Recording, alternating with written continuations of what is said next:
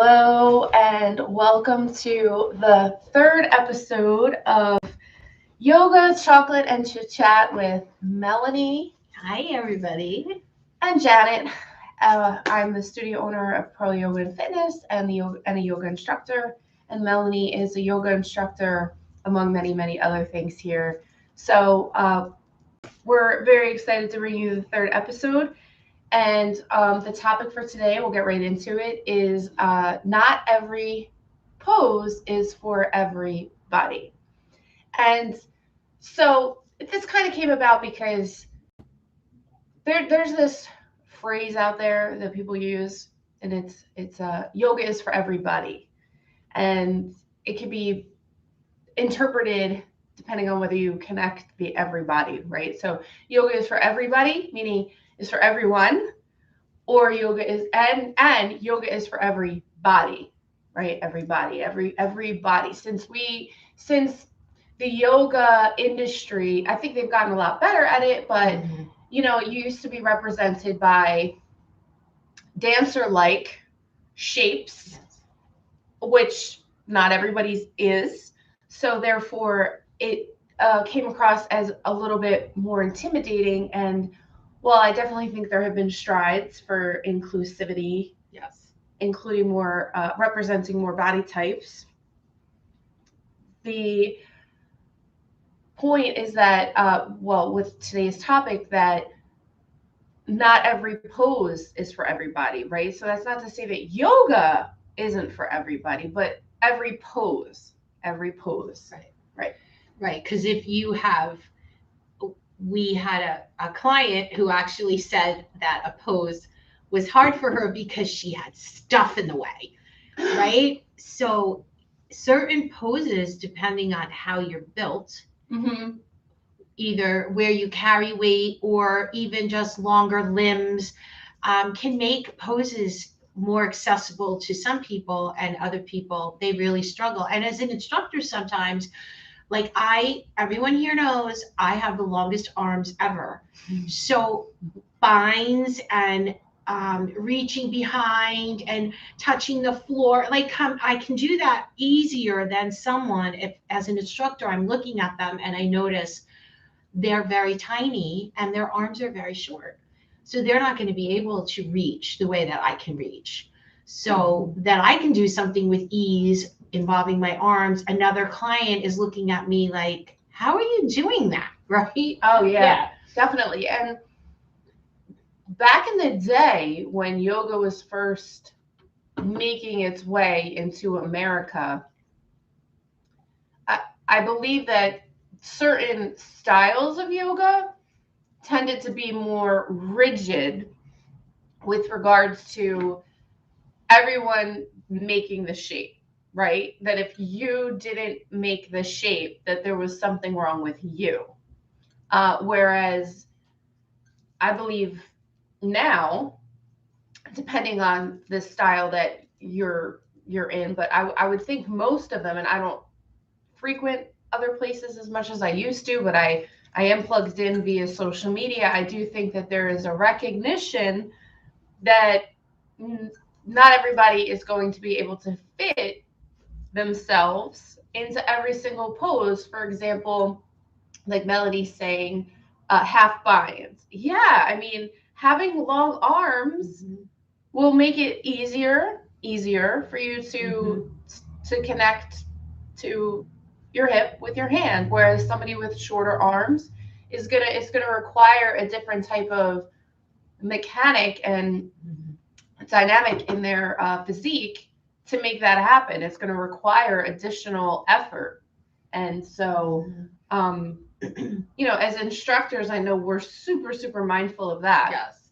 Yeah. And certain poses, for me, I carry my weight in my midsection, and I have a large chest. So for me, shoulder stand, shoulder stand is not a comfortable pose for me. Plow pose. Plow pose is not a comfortable pose because as you get into that pose, everything shifts up towards your neck and you feel like you can't breathe.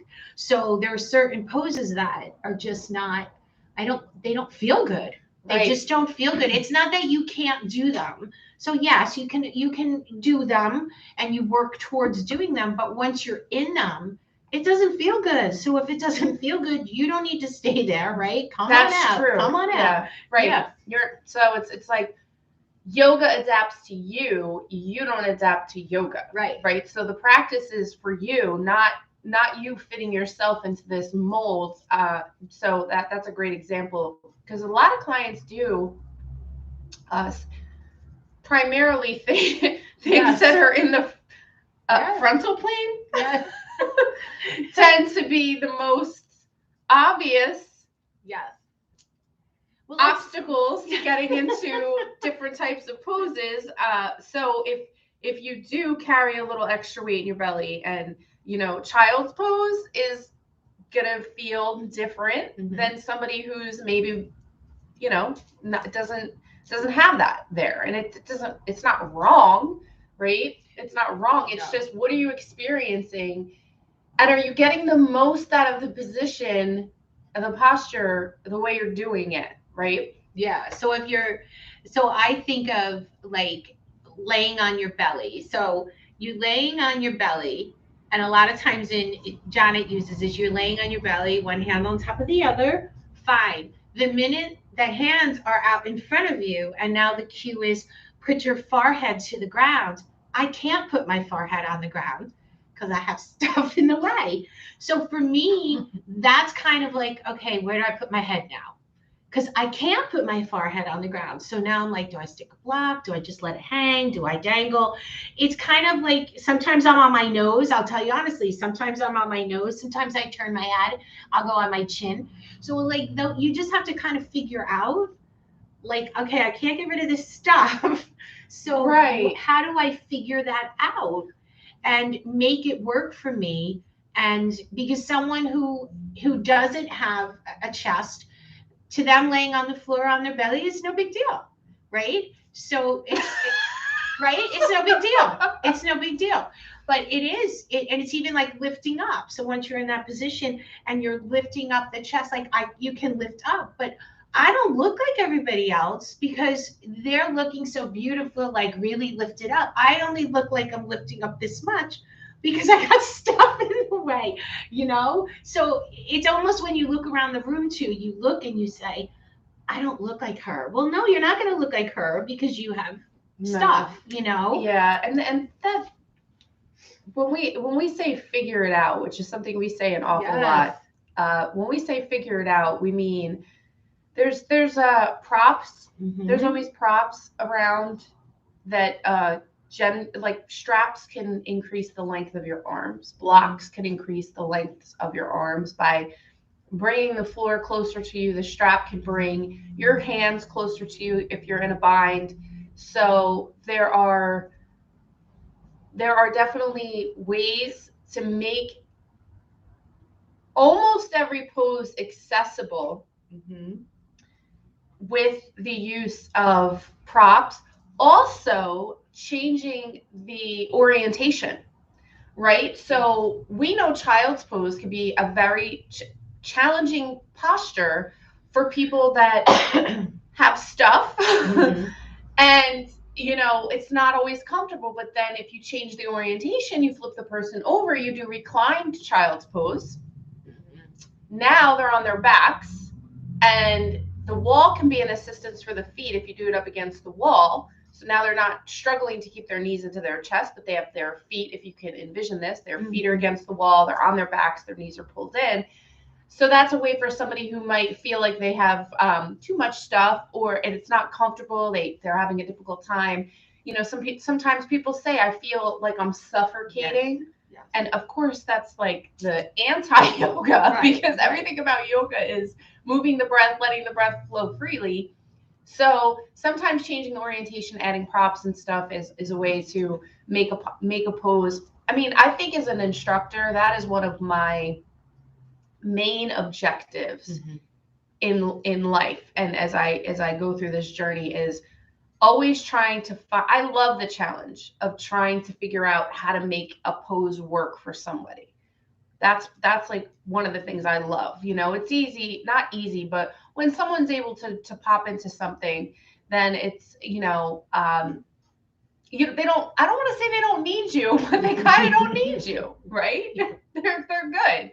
But you get somebody who's, struggling and isn't and has these very real, very, very real, valid reasons for maybe not being able to construct themselves in the traditional classic way we present a posture. I love being able to help them achieve what it is that the posture is meant to bring to them, right? So if it's, that's when I can bring it back to physiology. Mm-hmm. That's when we can bring it back to our is the posture working internal rotation of the shoulder? Is it working external? What's it working for the legs? What movement, what mobility is it attempting to increase and improve on this person? Yes. And then how can I make that happen for them, even in the smallest way? And even like not only like yoga is for every body, so not even like body shape type, but think about people's age, think about their mobility, right? So somebody wants to try yoga, but they have trouble getting up and down off the floor.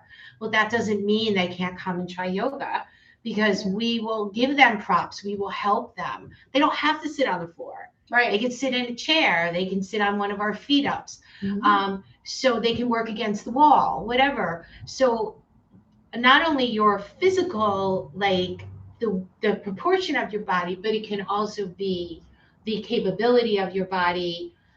If you had an injury, or you are just, your mobility is bad, or whatever it is, it's okay. Like yoga we're here for you. Right. Like, we can still help you. Exactly. Yes. You don't need to be able to hold yourself up in a prayer squat in order to experience the benefits of a prayer squat, right? So prayer squat would be feet wide, 45 degrees, and you're as low as you can to the ground, knees are out wide. You don't need to be able to do that in order to experience the benefits of that, right? So we have tons of people who sit on the edge of the feet up to accomplish Malasana squat, or blocks, or even a chair, right? It's really just fundamentally about getting their legs to their stretching the inner thigh muscles. So it's how can I increase the distance in between their knees? And then, of course, that's firing up the outside of the thighs. And so really it's about how can I get that action, those actions into them? And then eventually, I mean, that's part of the fun of being an instructor, is that 6 months later, they're like, what? Yes. I don't need this anymore. I could go lower. Yes. Or I couldn't lay down without blocks and bolsters and blankets. Laying on the floor was such a struggle. And now 6 months later, you go to hand them their prop, and they're like, I'm good. I don't need it. And you're like, right. That is, to me, that's the work. Yes. That's the work of being an instructor, and that is the work of what yoga, in my opinion, really is meant to bring to people. Is it helps them reclaim maybe mobility they've lost, strength they've lost, confidence they've lost. That to me is where the real work is, because again, it's not easy, but it's easier to teach to people that are fluid, and it comes to them a little bit more naturally. But to really get someone to believe that if they continuously and repetitiously show up and they trust that we know how we can move them from one position to the next over a span of time, keep showing up, and then for them to finally have that monumental moment of they showed up afraid. They didn't want to get up and down off of the mat because they were afraid if they got down they couldn't get up, and then 6 months later, that moment of it doesn't bother them to get up and down anymore. It's like that's when we are those are the stories we share, I think, the most with each other is like, oh Yes. my God, our client today was able to To- hold something Yes. for a really long time. Yes. And that's what keeps them coming back. Yeah. And for me, I was that person. So I came from a point of,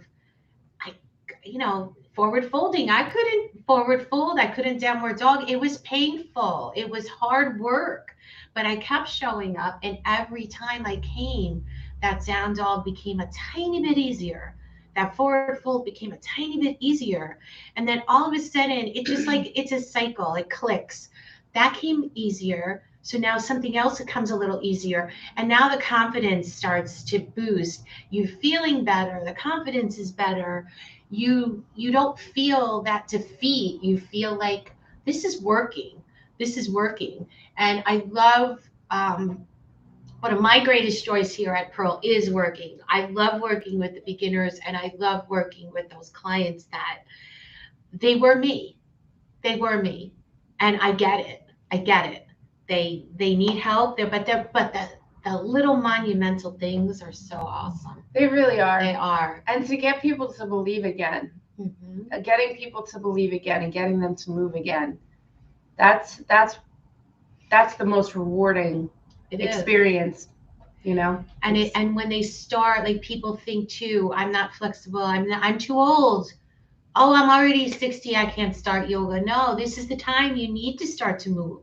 This is when you need to start to move. Is it going to be harder than when you were 30? Yeah. But it doesn't mean you can't do it. No, it doesn't. And with time and consistency, once a week, 1 hour per week, scientifically, the studies show that's all it takes for physiological changes to start to appear. I mean, Harvard Medical School has digested this information. And that's what they say. 1 hour a week for 8 weeks is when you really start to see the progress. And you keep going after that, and it does. It really, your practice just starts to It does open up. And then it just snowballs. Like for me, it snowballed into, I was doing yoga, and then I was looking for a little more, and then you add a little cardio, and then you add a little, it just started to be like, my body felt better, so I felt like I wanted to add a little something else. So it kind of snowballs.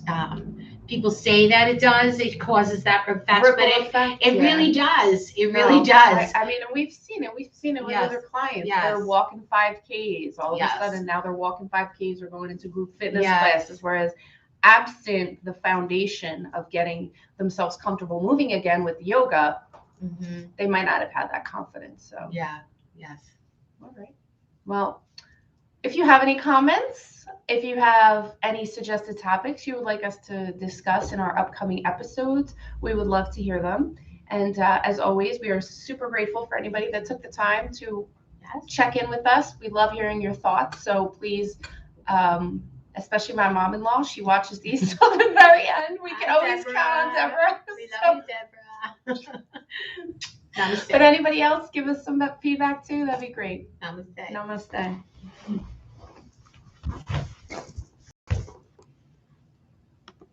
That was good.